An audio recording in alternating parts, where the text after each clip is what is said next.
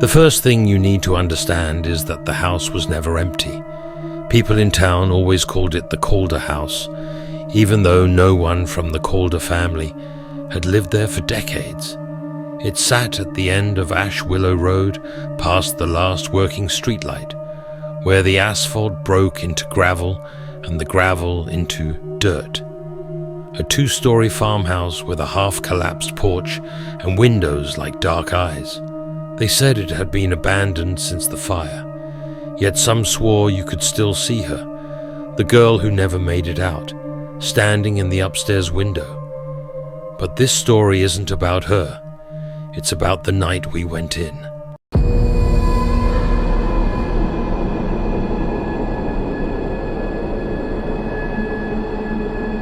It was Halloween. Not the plastic mask, candy corn kind of night, the cold kind. The leaves were slick with rain, winter hung in the air, and every sound seemed to travel farther than it should. There were 4 of us, me, Brooke, her brother Daniel, and Milo. Brooke was the one with the idea. She wanted proof. For weeks, she'd obsessed over a YouTube video of amateur ghost hunters who filmed the Calder House from the street. They didn't even go in, she said. We'll do it right. Daniel said we were idiots. Milo laughed because that's what he does when he's scared. And me? I was the one who should have said no and didn't.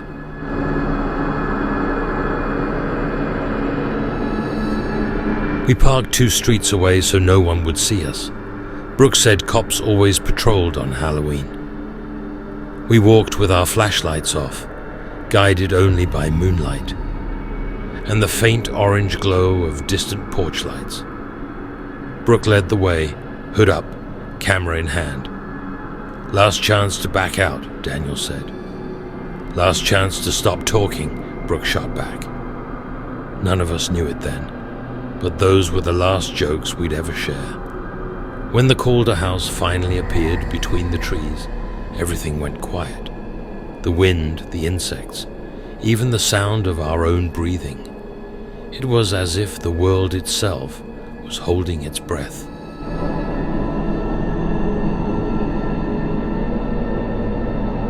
You could feel it before you saw it. The Calder House didn't just stand there. It leaned forward like it was listening. The porch sagged, the boards blackened by old fire. Most of the windows were shattered, revealing a hollow darkness inside. A decayed police notice hung on the door, its words long erased. Milo nudged me. Right window, he whispered. I looked and froze. There was someone standing there, pale, still, facing the driveway, not us. My scalp prickled as Brooke's flashlight clicked on. The beam hit the window, and the figure vanished. Just an empty frame of peeling wallpaper. Milo laughed too loudly, and that laugh didn't sound right in the silence.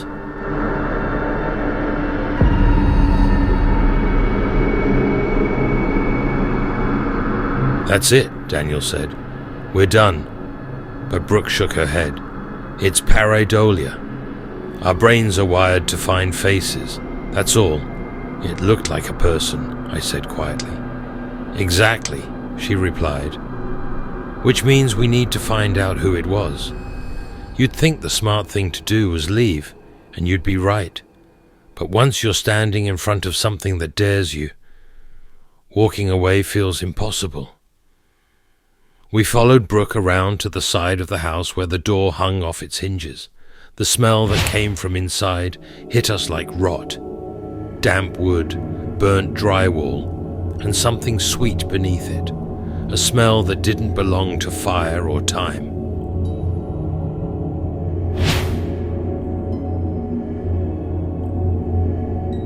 She said the fire started in the kitchen, Milo whispered. No, Brooke corrected him, stepping inside. She said it started in the walls. Her voice echoed oddly, as if the house was repeating it back to her. The air inside was wrong, not cold, like outside air, but empty, heavy, as though it was pressing inward. When Daniel bumped into my back and whispered, "Move," I realized I'd stopped without meaning to. The house didn't just smell dead, it felt dead.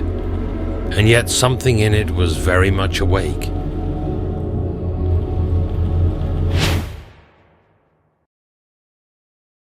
The flashlight beam swept across blackened walls and broken tile. The kitchen had been gutted. No cabinets, only burned outlines of where they'd been. Moisture glistened on the cracked floor. Brooke's camera light blinked red. Halloween night, 11:47 p.m., she narrated softly. Inside the Calder House, locals claim, "Don't say our names," Daniel interrupted. "If cops find this..." "Relax," Brooke said. "Basement first, then upstairs." The word basement made my stomach twist, but she was already moving, her beam slicing through the dust.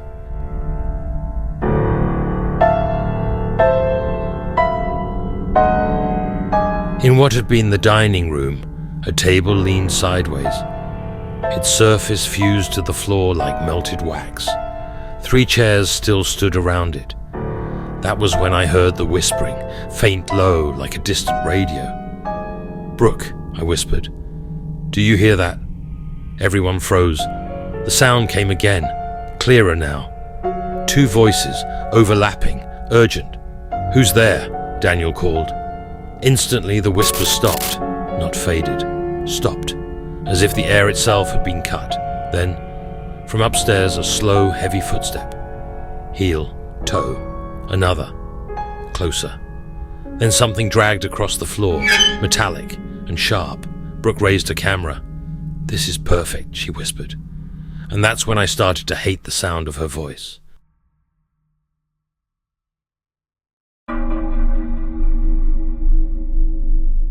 We didn't go upstairs because that was when we heard the basement door open. A long, soft creak came from behind us, the kind of sound that happens when something has been closed too long. We turned. The door was open, blacker than the dark around it.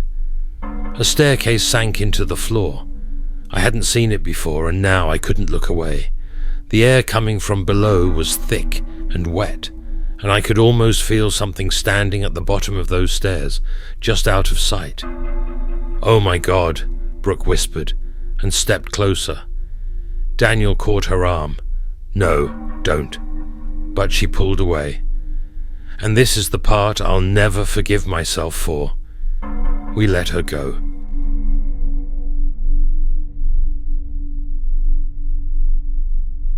Brooke's shoes creaked on the first step, then the second.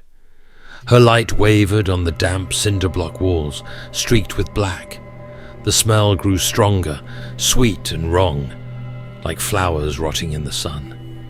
"Brooke, come back," Milo begged. She turned, smiling strangely. "I'm fine," she whispered. "It's fine."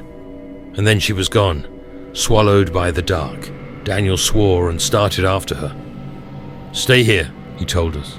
"If anything happens, run." He didn't wait for an answer. His flashlight beam vanished down the stairs.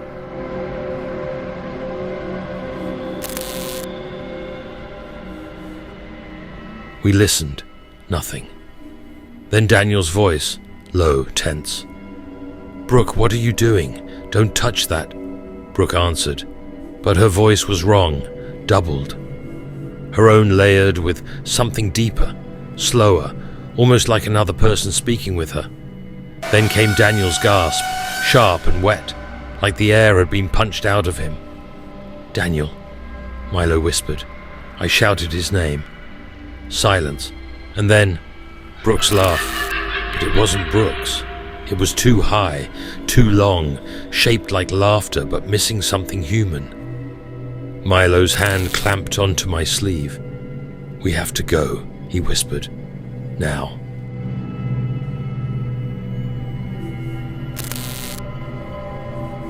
Something moved at the bottom of the stairs, one step, then another. I aimed my flashlight down and saw jeans, Daniel's jeans. Same rip in the right knee, but his foot was twisted sideways at an impossible angle and still stepping. The shadows around him were moving, layers shifting like smoke, wrapping around him. My flashlight flickered and died. The air dropped 10 more degrees. Milo screamed. I grabbed him and we ran. Through the kitchen, through the broken doorway, out into the freezing night. We didn't stop running until we were back on the road.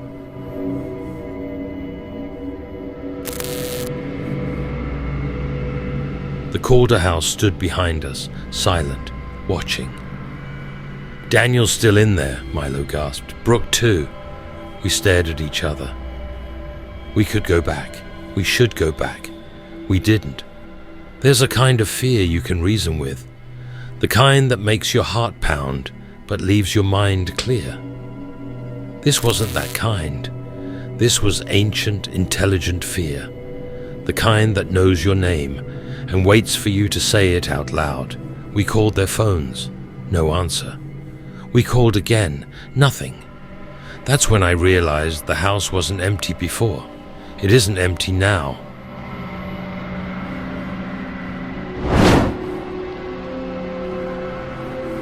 The police found them just before dawn. That's what the report says. 2 miners discovered in a condemned structure, suffering from shock and smoke inhalation. But one officer, a friend of my aunt's, told me the rest. They found Brooke sitting on the basement floor in 2 inches of water, staring at the far wall. Her hands were covered in something dark. Not blood, not paint, something else. Daniel was standing at the base of the stairs, head turned too far over his shoulder.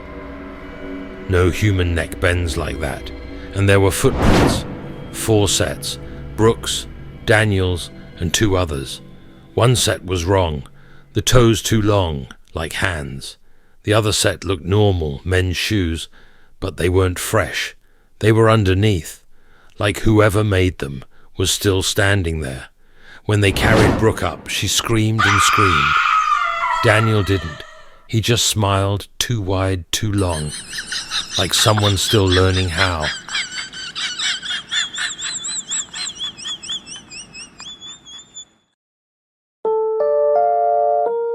That was last Halloween. Brooke doesn't post anymore. Daniel doesn't sleep much.